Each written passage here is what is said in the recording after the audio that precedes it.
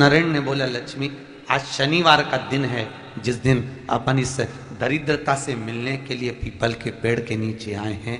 हिंदू धर्म में ये दिन पीपल के वृक्ष के लिए पूजनीय होगा। जो भी शनिवार के दिन पीपल के वृक्ष की पूजन करेगा, दूध चढ़ाएगा या मिष्ठान का भोग लगाएगा, लक्ष्मी और नारायण उसके घर में प्रवेश कर जाएगा। लक्ष्मी और नारायण उसके घर में प्रवेश करेगा, इसलिए नियम बनाया। कौन से दिन का? शनिवार। लक्ष्मी जी बोली, नारायण आपने तो एक दिन का वार लिख दिया। शंकर जी ने 7 वार बनाए हैं, रविवार, सोमवार, मंगल, बुध, गुरु, शुक्र और शनि। ये शिव जी ने बनाए। अब एक दिन आपने अपना बना लिया, बाकी के दिन अगर कोई इस पीपल के वृक्ष के नीचे आएगा और यहां तो दरिद्रता बैठी है, तो उसका क्या होगा?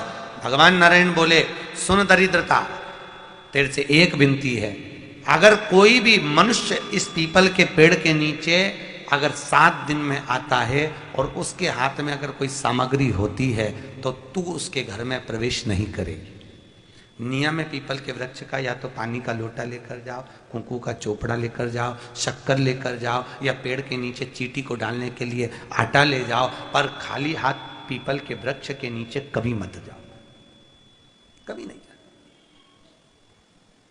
खाली हाथ जाओगे तो दरिद्रता तुम्हारे घर में प्रवेश करेगी। दरिद्रता उठकर खड़ी होकर बोली, नारायण तुमने अपनी मनमानी करी है, एक दिन मुझे भी मेरा चाहिए। भगवान ने कहा, बोल कौन सा दिन चाहिए? दरिद्रता कहती है, रविवार के दिन इस पीपल के वृक्ष के नीचे मैं दिन भर नृत्य करूं, इसमें रहूं, और जो यहां आए रविवार को मैं उसके घर में प्रवेश करूं। भगवान ने कहा, ठीक है। दरिद्रता, रविवार का दिन एक ऐसा दिन रहेगा जिस दिन तू इस पीपल के वृक्ष के नीचे नृत्य करेगी, और जो आएगा इस पीपल के वृक्ष के नीचे तो उसके साथ प्रवेश करेगी। मैंने तुझे वर दिया। इसलिए हमारे यहाँ केवल पीपल का वृक्ष अगर दीवार में भी लग जाता है ना, किसी की फैक्ट्री की दीवार में, किसी के घर की दीवार में पीपल का वृक्ष अगर लग जाता है, पीपल का पौधा लग जाता है, उसको कितना भी तोड़ लो वो वापिस लग जाएगा। फिर तोड़ोगे फिर लग जाएगा। अगर पीपल के पौधे को तोड़ना है तो केवल रविवार का दिन एक नींबू, एक मिर्ची और बमूल का कांटा, ये 3 चीजें रखने के बाद में आधे घंटे बाद रविवार के दिन पीपल के पेड़ को उखाड़ कर फेंक दो। दूसरी बार कभी पीपल दीवार में लगता ही नहीं, कभी नहीं लग सकता। केवल एक रविवार का, केवल एक संडे, इतवार का। घर में दीवारों पर अगर पीपल लग भी गया है, इसलिए पीपल के वृक्ष को उखाड़ने का, अगर घर में पीपल लगा हुआ है या पीपल का पौधा हमारे घर में लग गया, उसको उतारना, निकालना, लगाना, तो पीपल के वृक्ष को अगर निकाला जाता है तो रविवार के दिन, और अगर पीपल के वृक्ष को कहीं लगाया जाता है तो सोमवार के दिन या मंगलवार के दिन, बुधवार के दिन, इन दिनों में लगा सकते पीपल के वृक्ष कहीं लगाना। शनिवार का दिन एक ऐसा दिन होता है जिस दिन पीपल के वृक्ष को कहीं जाकर लगाया नहीं जाता, क्योंकि शनिवार के दिन पीपल के वृक्ष के नीचे लक्ष्मी रहती है। हम अपने हाथों से अगर पीपल का वृक्ष किसी दूसरी जगह पर शनिवार को रोपित करते हैं तो हमारे घर की लक्ष्मी अपने घर से छिन्न होकर चली जाती है। इसलिए शनिवार के दिन पीपल लगाया नहीं जाता, किसी के घर जाकर उसको वापस पलटा नहीं जाता। लग गया उसको। प्रभु मेरी धर्म पत्नी को कहाँ रखूं आप बताओ? वो तो जहां यज्ञ होता है, अनुष्ठान होता है, दान होता है, पुण्य होता है, सत्कर्म होता है, वहां जाने को तैयार नहीं। अब करूं क्या? भगवान ने बोला, एक काम करो। दुर्वासा जी बोले, जिसके यहां रात्रि में बर्तन झूठे पड़े रहते हो, उसके घर में इस दरिद्रता को लेकर तुम प्रवेश कर जाना। जिसके यहां रात्रि में बर्तन झूठे पड़े हो वहां लेकर प्रवेश कर जाओ। दूसरी जगह दुर्वासा जी बोले, जो स्त्री घर में दोपहर के समय पर सो रही हो उसके घर में इसको लेकर प्रवेश कर जाइए। जो स्त्री दोपहर के समय में घर पर सो रही हो, इस दरिद्रता को लेकर प्रवेश कर जाइए। तीसरा, जिसके यहां पर दरवाजे पर कांटे वाले पौधे लगे हों, उस घर में इस दरिद्रता को लेकर प्रवेश कर जाइए। दरिद्रता, कितनी सुंदर बात कही है। दाता और विधाता, कौन कौन? दाता और विधाता। लक्ष्मी और दरिद्रता के सगे भाई हैं। कौन कौन? दाता और विधाता। दाता को फिटकरी प्रिय है, विधाता को नमक प्रिय है। ये दोनों हमेशा लक्ष्मी को और दरिद्रता को, दोनों को समझाते थे, दोनों में प्रेम बढ़ाते थे। आज भी हिंदू धर्म की रीति है। यहां तो ठीक है, जिसके यहां पर भी अगर थोड़ी सी भी परेशानी होती है, थोड़ा सा क्लेश होता है, अशांति होती है, लक्ष्मी नहीं टिक रही हो, काम नहीं बन रहे हो, बहुत प्रयास करा जा रहा हो और हमारा कार्य नहीं होता, तो क्या करते हैं? फिटकरी और नमक को पानी में डाल देते हैं और घर में पोछा लगा देते हैं। आप लोगों ने आजकल फेसबुक पे भी पढ़ा होगा, व्हाट्सएप पे भी पढ़ा होगा। तो क्यों लिखा उसमें? उसका कारण ही केवल ये है कि दाता और विधाता की प्रियता उसमें। माता ख्याति के जो 4 बच्चे हुए, इसमें जो 2 लड़के हैं, दाता और विधाता, उसकी प्रियता उसमें, उसकी पूर्णता उसमें। अब दुर्वासा जी बोले अपनी धर्म पत्नी को वहां लेकर, जहां कांटेदार पौधे लगे हों वहां पर लेकर प्रवेश कर जाइए। कांटेदार पौधों में उस दरिद्रता का निवास हो गया। कितना विचित्र कथा यहां वर्णन करी है। श्रीमद् भागवत के अंतर्गत जो वर्णन किया कि मृत्यु निश्चित है। शनि महाराज का भी पांव टूट गया था। टूटा था कि नहीं टूटा था? जब अपनी माता संध्या को लात मारी थी, शनि महाराज ने लात मारी तो पांव टूट गया। शनि महाराज की आंख में आंसू। देवर्षि नारद के पास है, नारद जी मेरा पांव टूट गया, मैंने अपनी मां को लात मारी है। नारद जी बोले तू तो द्रोषी है, तूने अपनी माता को लात क्यों मारी? कुछ करिए। कोई देवता नहीं अपनाया। तब भगवान नारद जी ने कहा शंकर जी के शिवलिंग की स्थापना कर, उसकी पूजन कर। जहां काशी विश्वनाथ के मंदिर आप लोग जाते हो, जिस विश्वनाथ का दर्शन करते हो, ये काशी का विश्वनाथ का प्राण प्रतिष्ठा शनि महाराज ने करी थी। शनि महाराज के हाथ का शिवलिंग है और शिवलिंग की स्थापना कर कर शनि महाराज ने भगवान शंकर से मांगा। शिव जी प्रकट हुए, मांगो शनि तुमको क्या चाहिए? शनि महाराज ने कहा मेरा पांव टूट गया, आप कृपा करिए। भगवान शंकर ने कहा शनि तूने मेरा भजन करा है, जा तेरा पांव तो जुड़ेगा पर पांव में थोड़ी लचकता तेरी बनी रहेगी। दुनिया के लोगों को शनि लगता है और शनि को शंकर लगता है।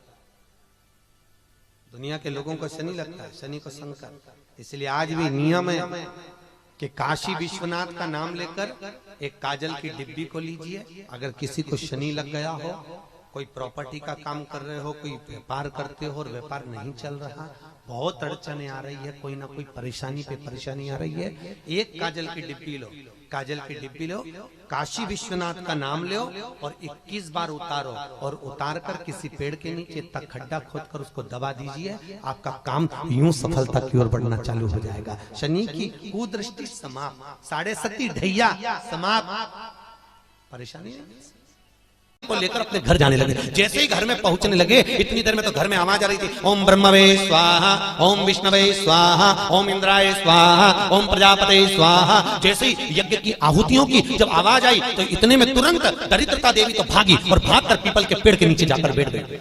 दूसरा मुनि ने कहा दरिद्रता चलो, ज्येष्ठा ये अपना घर है, तुम्हारा ससुराल, चलो।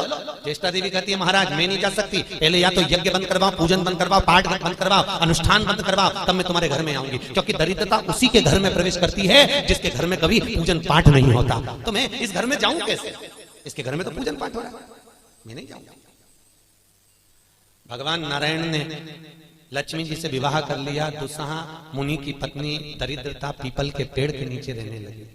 इसलिए हमारे यहाँ हिंदू धर्म में पीपल का पेड़ घर में नहीं लगाया जाता, क्योंकि उसके नीचे कौन रहती है? जम के बोलो, दरिद्रता रहती, ज्येष्ठा रहती। अब दरिद्रता का निवास हो गया पीपल के पेड़ के नीचे। भगवान नारायण लक्ष्मी जी को लेकर घूमने के लिए चले। चलो थोड़ी देर, लक्ष्मी जी बोली मेरी बहन से नहीं मिले, चलो जरा मिलने। भगवान ने कहा चलो मिल के आते हैं। और जो भगवान मिलने के लिए गए तो लक्ष्मी जी उनके लिए मिठाई का डिब्बा ले गए। अपन किसी के यहाँ जाते हैं तो मिठाई लेकर जाते हैं, मिठाई ले गए और मिठाई ले जाकर जो दिया, दीदी ओ दीदी, दीदी बोली हाँ ले मैं तेरे लिए क्या लाई हूँ ले। और जो मिठाई का डब्बा दिया, इतने में दरिद्रता ने खोल कर देखा तो उसमें मिठाई थी। दरिद्रता को क्रोध आ गया और दरिद्रता ने कहा लक्ष्मी तुझे मालूम नहीं कि मुझे प्रिय क्या, मुझे क्या अच्छा लगता है? लक्ष्मी जी ने कहा मैं जानती हूँ तेरे को खट्टा और तीखा प्रिय है, मैं जानती हूँ तुझे खट्टा अच्छा लगता है, तीखा अच्छा लगता है, तो फिर मिठाई क्यों लाई? तो लक्ष्मी जी बोली मेरे को लगा कि हो सकता है शादी के बाद तू चेंज हो गई हो, बदल गई, इसलिए मैं तेरी मिठाई का डब्बा उठाकर फेंक दिया दरिद्रता। और दरिद्रता ने फेंका। भगवान नारायण देख रहे थे, लक्ष्मी जी ने कहा चलें, भगवान विष्णु के चलो चलिए।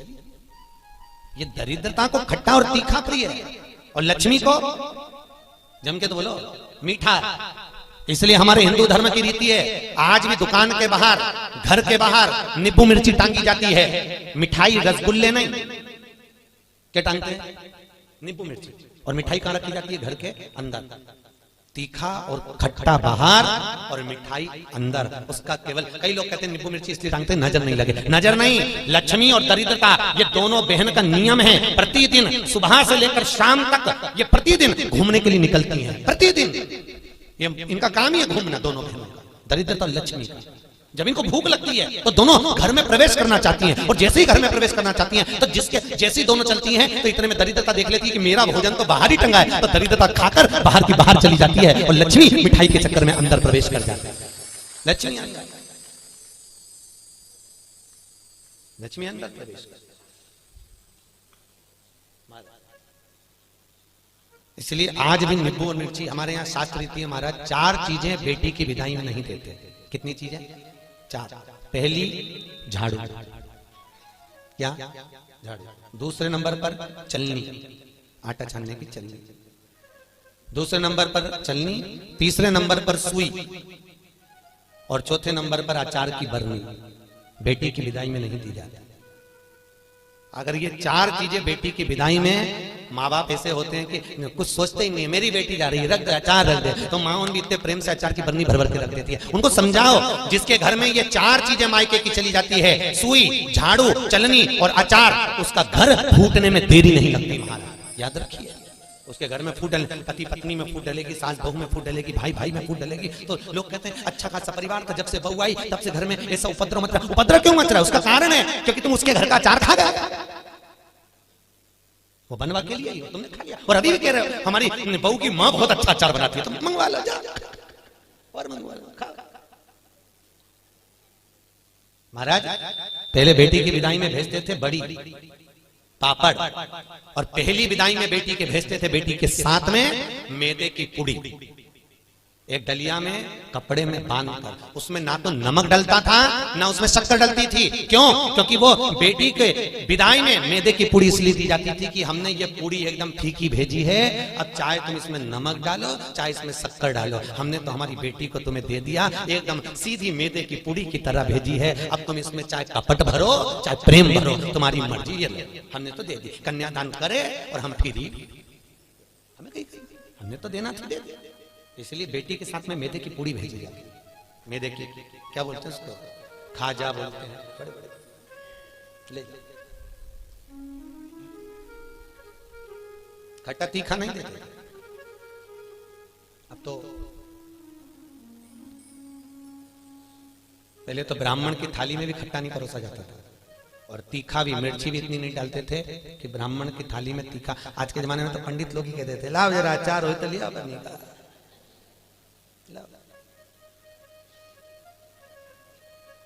पितरों के जो देवता हैं, किनके देवता?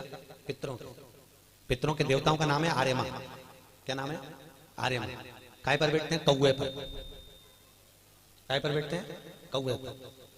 और पितरों के देवता जब आर्यमा श्राद्ध पक्ष में जब घूमने के लिए निकलते हैं तो उनके भोजन में केवल एक मीठा ही दिया जाता है। आज के जमाने में सब्जी बनने लगी साफ श्राद्धों में, नहीं तो केवल खीर और पूरी बनती थी, गुलाब जामुन रसगुल्ला बनता था, ये बनाकर खूब खिलाते थे, मंगोड़ा बनता था। पर अब सब्जियां बनने लगी, अब तो लोग श्राद्ध में भी अचार परोस देते हैं। पर कितनी वर्ज्यता है महाराज, कितनी वर्ज्यता। श्राद्ध पक्ष में अगर राई से तुमने सब्जी को छोक दिया, काय से छोका है?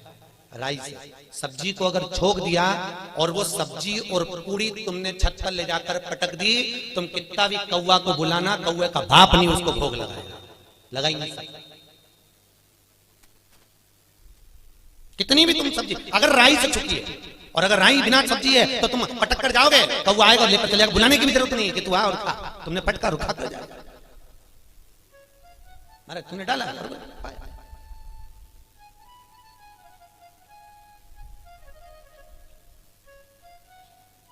उसको, हमारे यहाँ शास्त्र का दरिद्रता को खट्टा और तीखा प्रिय है। इतने में भगवान जाने लगे। लक्ष्मी जी ने कहा हमारी बहन से मिलने के लिए आए हो, कोई वर दीजिए। भगवान नारायण ने कहा लक्ष्मी आज शनिवार का दिन है, जिस दिन लक्ष्मी और नारायण दोनों इस पीपल के पेड़ के नीचे आए हैं। सुन दरिद्रता देवी, इस पीपल के वृक्ष के नीचे जो शनिवार को दिया लगाएगा वो लक्ष्मी और नारायण को अपने घर ले जाएगा। इसलिए शनिवार के दिन पीपल के वृक्ष के नीचे दिया का प्रमाण है महाराज। और सुन दरिद्रता देवी, तेरे पेड़ के नीचे जो खाली हाथ आएगा तू उसके घर में प्रवेश करेगी, और जो भरे हाथ से मतलब पानी का लोटा ले जाओ, कंकु ले जाओ, चावल ले जाओ, रोली ले जाओ, कुछ भी, जरा सी शक्कर ले जाओ, गुड़ ले जाओ, आटा ले जाओ, और पीपल के पेड़ के नीचे कभी खाली हाथ मत जाओ। अगर तू खाली हाथ कोई आया तो तू उसके घर में प्रवेश करेगा। दरिद्रता देवी बोली ये तो तूने अपने अपने मन की बात कर ली लक्ष्मी, मेरा क्या पीपल के वृक्ष के नीचे। इतने में तुरंत भगवान बोले तू बोल तुझे क्या चाहिए। दरिद्रता देवी बोलती है 7 दिनों में एक दिन मेरा होना चाहिए पीपल के पेड़ के नीचे। भगवान ने कहा मांग ले, केवल एक रविवार का दिन इस पीपल के वृक्ष के नीचे में अपने पति को रिझाने के लिए नृत्य करूंगी, और अगर कोई रविवार के दिन पीपल के पेड़ के नीचे आएगा तो मैं उसके घर में हमेशा के लिए जाकर विराजमान हो जाऊंगी। भगवान ने कह दिया तथास्तु। इसलिए केवल एक संडे का दिन ऐसा होता है जिस दिन पीपल के पेड़ के नीचे दिया नहीं लगाया जाता, बैठा नहीं जाता, प्रणाम नहीं किया जाता, परिक्रमा नहीं लगाई जाती। केवल जिनकी दीवालों पर कहीं पीपल लग जाता है ना, किसी किसी के घर में लग जाता है दीवालों के ऊपर, तुम कितना भी पीपल उखाड़ना वो वापस लग जाएगा, फिर उखाड़ो फिर लग जाएगा। और पीपल उखाड़ने का भी एक प्रमाण है, अगर पीपल को उखाड़ना है तो केवल एक रविवार के दिन दीवाल के सामने जहां से पीपल उखाड़ना है वहां पर नींबू और 7 मिर्ची रख दीजिए, और उसके बाद पीपल को उखाड़ दीजिए और नींबू को वहां पर काट कर छोड़ दीजिए। उसके बाद कभी दीवाल में पीपल लग ही नहीं सकता उस स्थान पर। अगर एक बार आपने उखाड़ा और उसके बाद नींबू मिर्ची मार दिया, क्योंकि वो खाकर अपना भाग ग्रहण कर कर दरिद्रता चली जाती है, उसके बाद पीपल वहां नहीं लग सकता।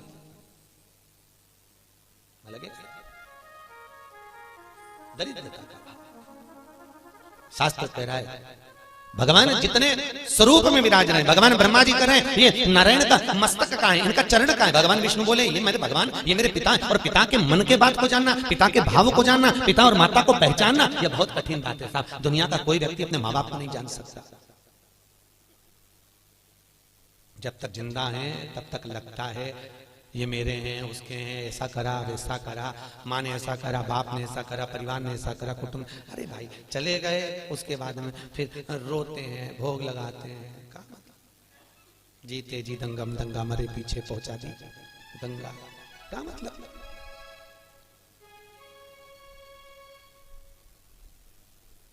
बड़ा बड़ा कर सेवा तू लगन लगाकर, मन में सच्चा भाव जगाकर, ये की आंखें खोलो रे, जय श्री कृष्णा बोलो रे। तुम मन लगाकर, चित्त लगाकर, अपने मन की वृत्ति को परमात्मा तक ले जाकर भाव से तुम परमात्मा को रिझाओ तो सही। कई लोग कहते हैं हमारी माँ कपट रखती है, हमारे पिता हमको अपशब्द कहते हैं, हमारी माँ हमारी सास हमको आना। बोलने दो, उनको बोलने का काम है, बोलो। और याद रखना जितनी जितनी तुम्हारी बुराई होगी तुम उतने उतने स्वस्थ होते चले जाओगे, उतने %। आपको पहले कथा कही थी 4 धाम मंदिर में, एक राजा बीमार पड़ गया, उसका काया गल कर नीचे टपकने लगी, काया का रोग हो गया। राजा ने सारे डॉक्टरों को दिखाया, इलाज नहीं मिला। तब गुरुजी के पास गया, गुरुदेव मेरे को बीमारी हो गई। गुरुजी बोले डॉक्टर को दिखाया, हाँ गुरुजी पर मैं ठीक नहीं हुआ। गुरुजी ने कहा तेरा बड़ा भाई था कहाँ है? तो कि वो तो मर गया। भाभी है? हाँ। कहाँ है? राजभवन में। एक काम करा कर, चुपचाप से किसी को मालूम मत पड़ने देना, भाभी के कमरे के बाहर जब भाभी सो जाए तो चटाई डाल के रजाई ओढ़ के सो जा, ठीक हो जाऊंगा। हाँ। अब गुरु तो ऐसे आड़े टेढ़े उपाय बताता है, गुरुओं का तो काम ही, गुरु तो गुरु, बस उनने तो बोलना था बोल दिया।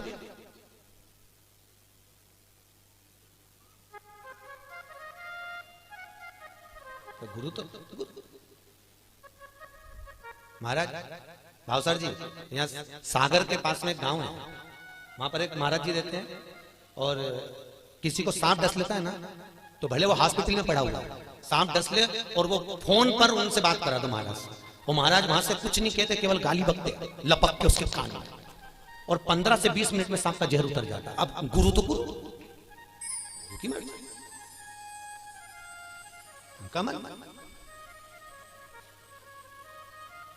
ये यहीं की बात है, तुम्हारे उज्जैन के पास में कौन सा गाँव है बाबा, आगर के आगे ये गांव है कोई सा, वहां बिच्छू का जहर उतारा जाता है। किसी को बिच्छू काटा हो तो उसको ले जाए और ले गए, या कुत्ता काटा हो तो ले जाओ और ले गए, जैसी तो वैसी। तुमने बस जाके किया, महाराज जिसको कुत्ता काट गया वो उठ के आएगा, बोलेगा चलेगा कुछ नहीं, और ऐसा देगा धर के गाल पे और कहता जा अड़भंग। गुरु गुरु अड़भंग, ये गुरु का दर्शन कर रहे आप, एक अड़भंग होंगे, हम भले ना मिले हैं पर उनका स्वरूप कह रहा है कि अड़भंग होंगे। जा कर ले, मैं बैठू, जा गुरु है अड़भंग, सोचता नहीं, गुरु केवल बता देता है जा ऐसा कर ले। वो गुरु गुरु होता है, उसके जीवन में उसने जो भजन करा होता है उसका प्रताप की पुण्यता देता है वो।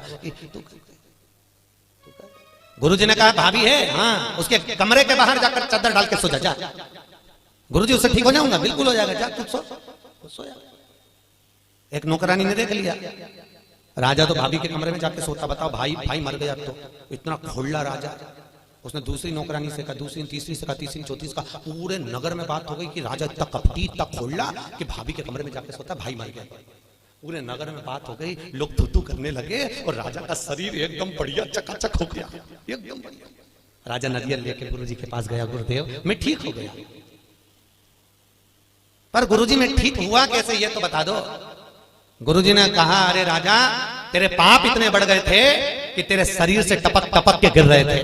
उन पाप को समाप्त करने के लिए मैंने चारों तरफ तेरी इतनी बुराई करवाई कि तेरा पाप कट गया, और पाप कट गया तो तू ठीक हो गया। तो याद रखना, तुम देखना एक बहू और एक सास, बहू की उम्र 25 साल की रहे, 30 साल की रहे तो कहीं उसका घुटना दुखे, कहीं कमर दुखे, कहीं पीठ दुखे, कहीं सिर दुखे, 24 घंटा बहू का कुछ ना कुछ दुखता ही रहे। और एक बूढ़ी सास 70 साल 60 साल की तो भी मंदिर दौड़ दौड़ के चली जाए, चकाचक घूमती फिरे, ना हाथ दुखे ना पांव दुखे। तो कई बहुओं को लगे हमारी सास तो देखो गजब की सास, 70 साल अभी भी महाकाल की आरती करे, अभी भी मंगला करे, अभी भी दौड़ी जाए और अभी भी ऐसा कर ले, अभी भी वैसा कर ले। तो कारण क्या है उसका? केवल इतना सा कारण है कि बहू सास की इतनी बुराई करती तो सास चकाचक होती चली जाती एकदम बढ़िया।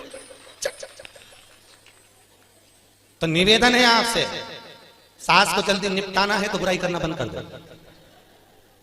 निपट जाए।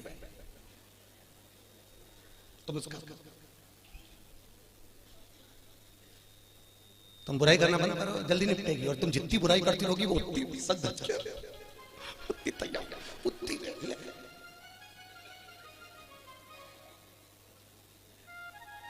अभी हमारे भाव साहब परिवार में देख लो, इनकी बड़ी भाभी और एक उनकी बहू, दोनों, अब दोनों सजी पर डोकरी है। Old is gold.